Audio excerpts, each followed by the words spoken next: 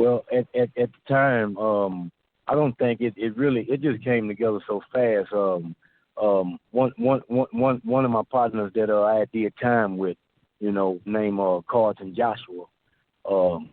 We called him Lil C.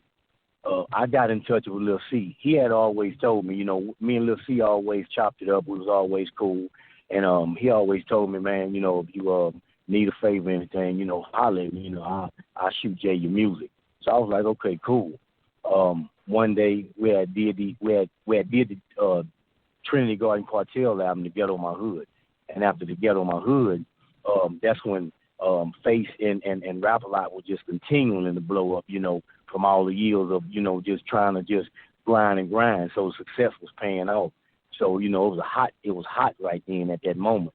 And it still is hot, because 20-something, 30 years later, he's still there. So it was a no-brainer, man. Let me holler at C and give him this cassette and see if I'm hot.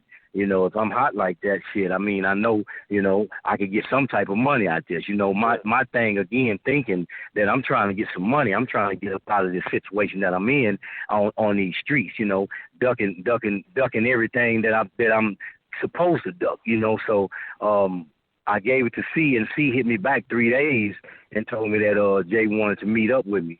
So I met up with Jay, and Jay said, man, I like your stuff. It's dope, let's do something. So me, Jay, Chief, and JF sat down, and I think we went to Red Lobster, one of those spots, and we sat down and we chopped it up. And what it was with us was it was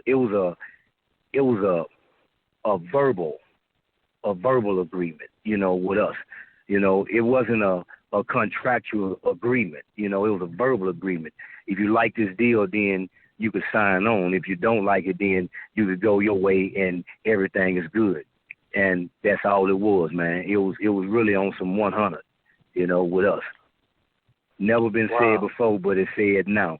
It was on some 100.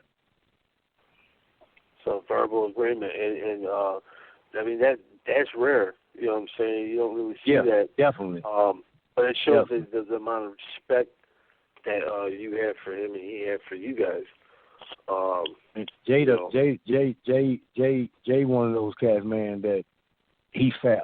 If he give it to you, you deserve it. If he don't, then you don't deserve it, and that's just what it is. And that's how I am. That's how every man should be.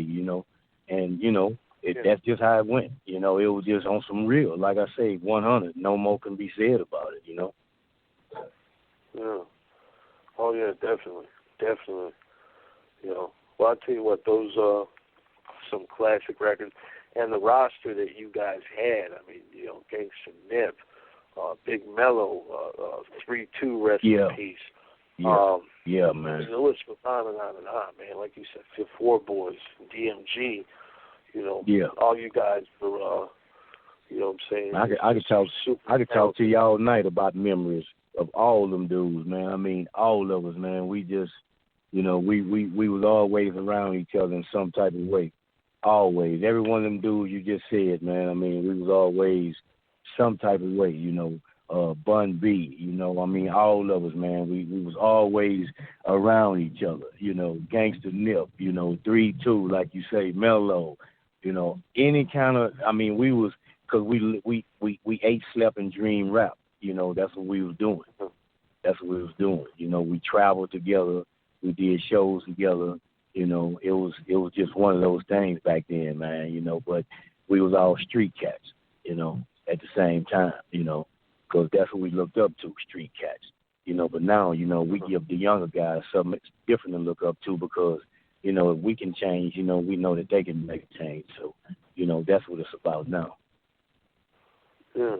Yeah, definitely. What was it like, I'm saying, if you can, 3-2, he was a legend, he influenced so many people. Can you reflect a little bit on him? What was he like? Man, 3-2, hey, hey, that was my dog, man. 3-2, R.I.P. big homie, man. 3-2 used to be at my studio, man. I would have to take the microphone for 3-2, man. 3-2 was rap all day long. I mean, just sit down and rap all day long, man. 3-2 will hit a sherm stick and rap all day, man. And you'll have to damn near just snatch the mic from him, man. I mean, just freestyle all day. All day, straight up, man. He probably looking down laughing like a motherfucker right now. I mean, all day, man. And anybody that's been around him like that, they'll tell you the same thing. That's put him on the get him a stick and put him on the mic at a studio. He gonna rap all day, man.